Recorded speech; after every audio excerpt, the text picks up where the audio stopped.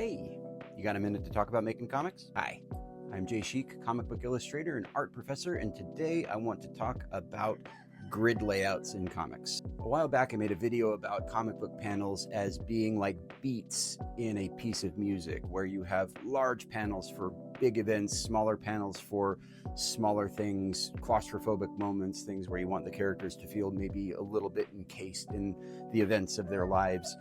But today I want to talk about something a little bit more even-keeled. And by that I mean grid layouts. There are a few different ones that you see pretty commonly in comics, and probably the granddaddy of all of them is going to be the infamous 9-panel grid. Now, it's important to note that there are multiple grid layout systems that an artist or writer can employ in laying out a page.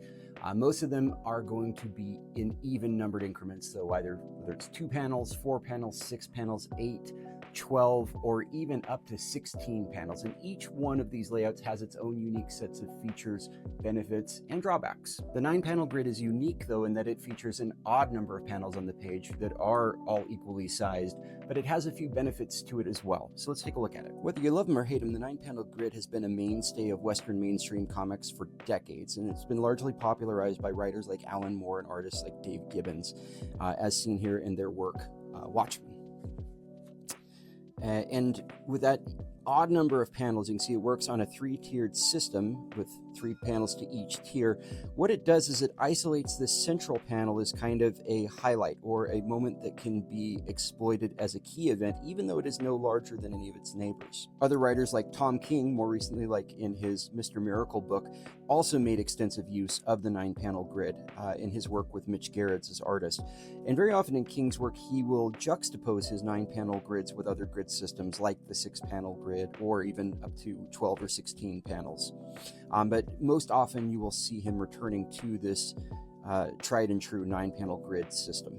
Here is Tom King again with Mitch Gerads in The Sheriff of Babylon. And if there is a drawback to the 9-panel grid, it's perhaps that it's a little bit overused in recent years. I think people are trying to imitate what they see from Tom King and Alan Moore.